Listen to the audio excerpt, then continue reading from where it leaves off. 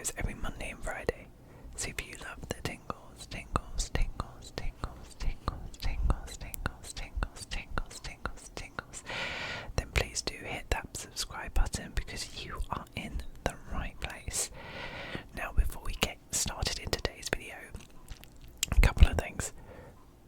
Number one, if there's any true crime cases that you'd like me to cover, then please don't hesitate to leave them in the comments below. I love doing your guys' suggestions. Last week were a couple of my suggestions that I hope you enjoyed, but I do enjoy doing your suggestions more. You open my mind to so many different cases, and actually some I've never even heard of, and very interesting. Second of all, tell me what you guys think about the quality of the video. I know the sound is going to be fine, but I'm a bit concerned about the actual video quality. I am using the new Google Pixel 9 XL Pro, but from what I'm seeing, it's looking very fuzzy and looking a bit grainy, and I'm hoping once it's uploaded it will look fine, but I'm not loving the little grainy bit. At the moment I've got the selfie light on, so it's brighter, because I think I had the same problem in my last video as well, and I thought it was the blue light behind me. That was because the room was still a little bit too dark, so it needed a little bit more light, so I was kind of thinking, was that kind of the reason why?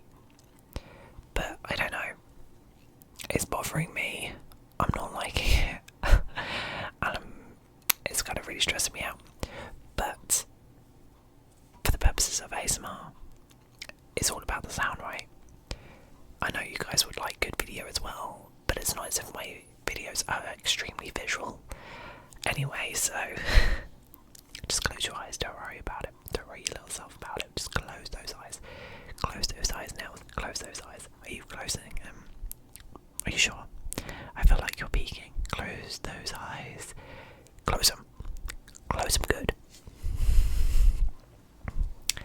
Anyway, let's get to business.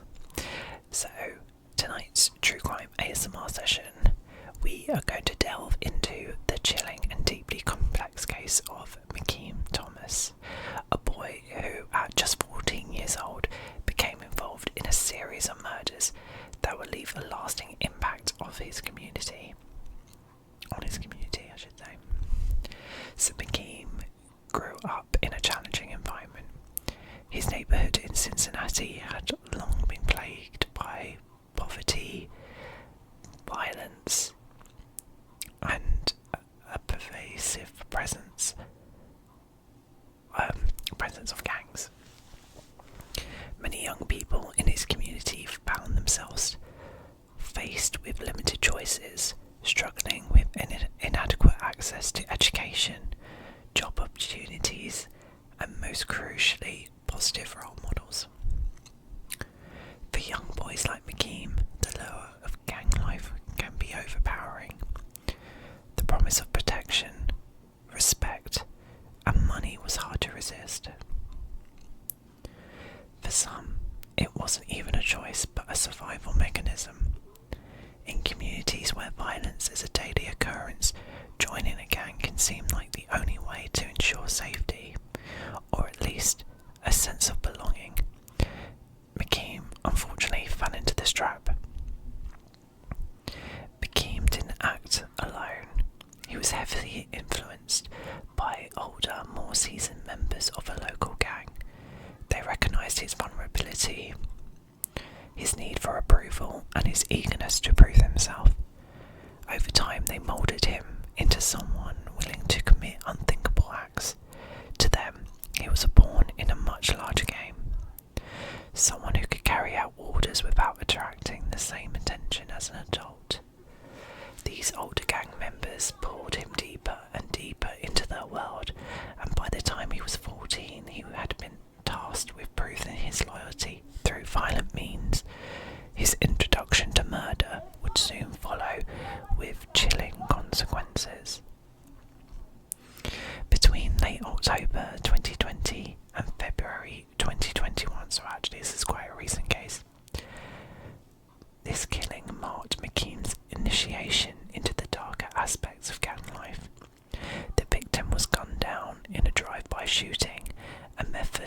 technique used by gangs to avoid direct confrontation while ensuring maximum impact.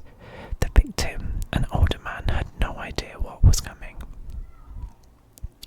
Mikeem was present at this shooting, though investigators later uncovered that he had been more of a lookout than an active participant. But this was just the beginning. The gang leaders were testing him, preparing him for what was to come next. By early 2021, Mikeem's role in the killings escalated. He was no longer just a bystander, but took an active part in 2 more murders. Both killings were brutal, and both sent shockwaves through the local community. In one case, the victim was ambushed on his way home from work, shot in cold blood. The killing was described by investigators as swift and without remorse. Mikeem's growing involvement signalled to law enforcement that the gang had found a new recruit, someone who, despite his age, was fully capable of carrying out these cold-blooded executions. The last murder took place in February 2021. By this time, Mikeem had become a trusted figure within the gang. The killing was particularly violent, with the victim being lured into a remote location before being shot multiple times. The evidence from this crime scene, including bullet casings and surveillance footage, would later be crucial in linking Mikeem to the crime. Each of these murders left a lasting scar on the victims' families. They were fathers, sons, and brothers, each with a story cut short.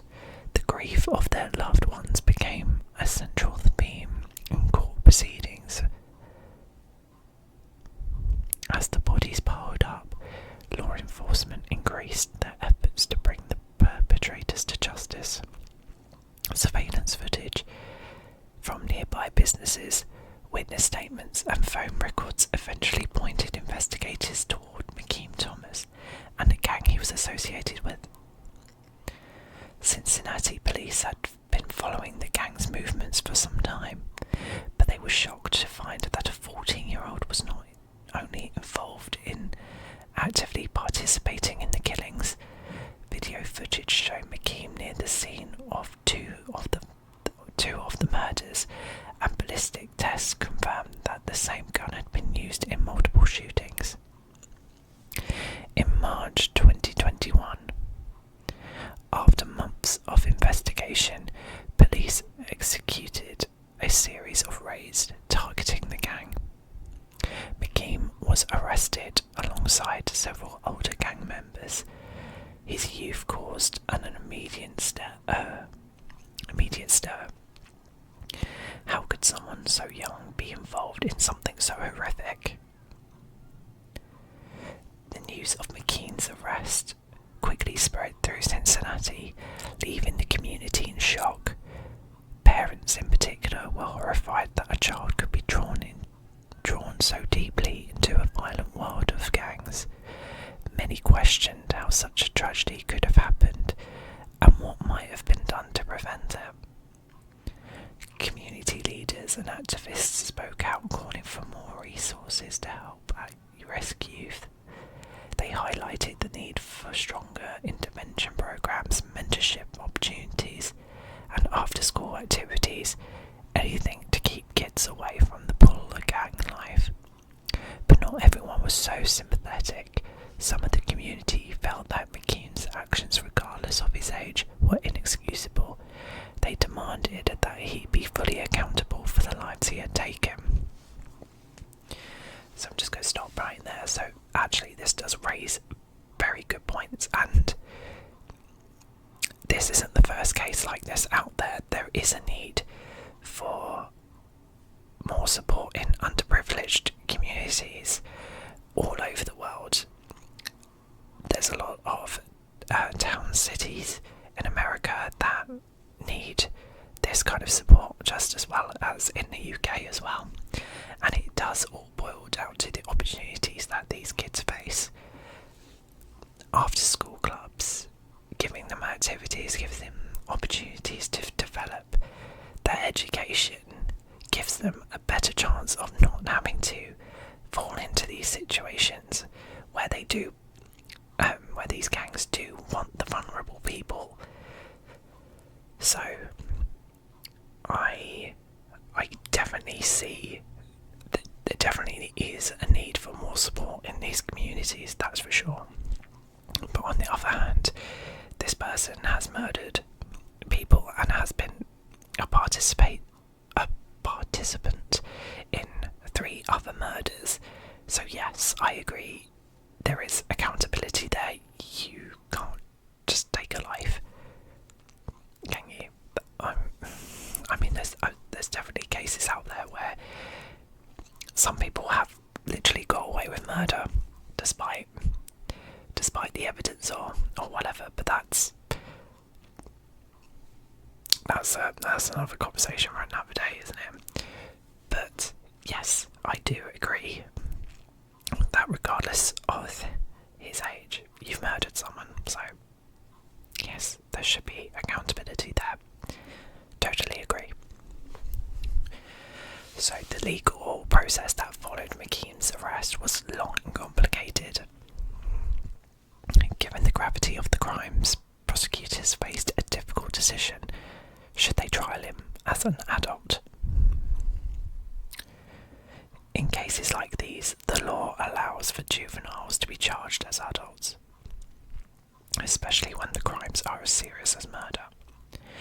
Prosecutors argued that Mikeem's cries were not a result of impulsive decisions, but premeditated acts of violence. They believed that the severity of the murders warranted adult charges, despite his age. Defence attorneys, on the other hand, argued that Mikeem's young age should be taken into account. They pointed to his upbringing, the influence of older gang members, and his lack of emotional maturity. But in the end, the decision was made. Mikeem would be tried as an adult. Also, another side note, where is his parents in all this? He's 14 years old. Not sure where the parents were. I think regardless of the situation, yeah, I am a bit confused about. I mean, his parents must be horrified. Well, they should be horrified, because no parent wants their kid to commit murder, do they? I would think not. Just putting it out there. But yeah, another interesting point as to what his parents are actually doing at the time, how they didn't notice he was involved in a crime, because surely this kid had dinner, bed, surely. Oh no, I'm out with this gang. I'm not sure how you wouldn't have saw the signs. But then maybe I'm just being ignorant, so I'm just putting those thoughts out there. Okay. So, over the course of the trial, witnesses were called to testify, including experts on gang behaviour and child psychology. Prosecutors presented a wealth of evidence linking Mikeem to the murders, including cell phone records, ballistic reports, and chilling footage of him at 2 crime scenes. Not one, but 2. Not one, but 2 crime scenes. Family members of the victims delivered heartbreaking impact statements describing the deep pain and loss they had endured since the killings. Some experienced anger and frustration, demanding for justice for their loved ones, while others spoke of forgiveness, acknowledging that Mikeem had been manipulated by older gang members. In April 2024, after years of back and forth of legal negotiations, a plea deal was reached. Mikeem, now 17, pleaded guilty to 4 counts of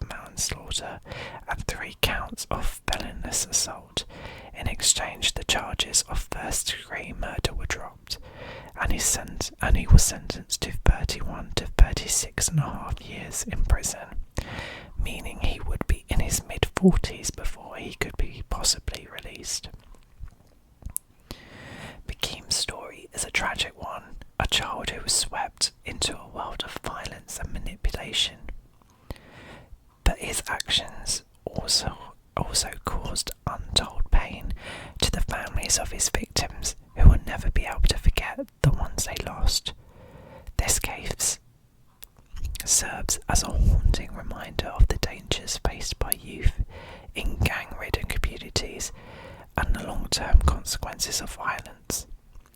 In the end, there are no winners in the story of Mikeem Thomas, only broken lives, and the question of what could have been done differently to save him from such a dark path.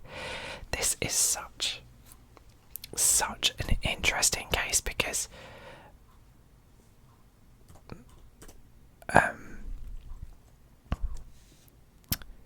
yes, he's been punished. He will be in his mid-40s when he could be released. But I saw something somewhere that actually made me question whether or not he did feel remorse. Let's have a look.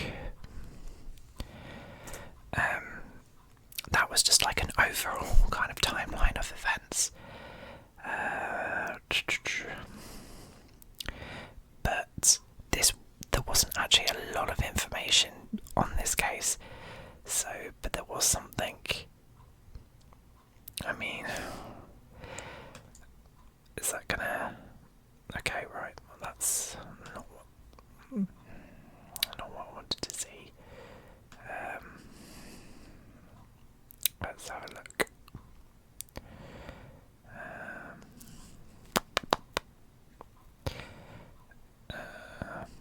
I swear I saw a report where he was smiling during the actual sentencing, but I don't know if that was true or not.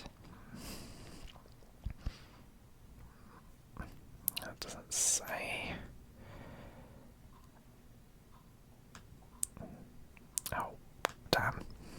Not available in my region. No.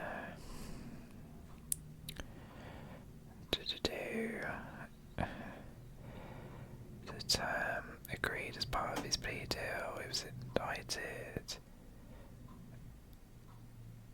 Oh, he was indicted not in Venice, 2 counts of aggravated murder, 2 counts of robbery.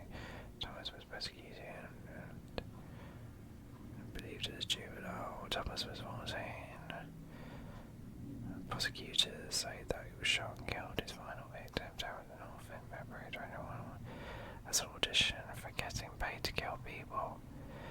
The so-called ringleader of murder for hire block Cole Godfrey was sentenced earlier this year to 2 life sentences without the possibility of parole. Thomas was sentenced sparked outrage among families and victims, as well as the prosecutors. 31 years is not a number we like, Assistant Prosecutor Linda Scott told Cincinnati.com. Thomas will be in his 40s when he's released from prison.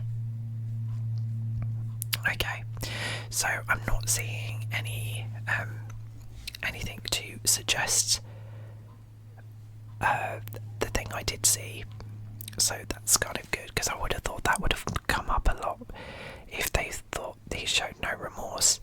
Obviously the families are upset that they don't think the sentence is long enough, which I completely understand. There's never going to be a sentence long enough, is there? Well, I guess unless you're never released from prison like the other guy was.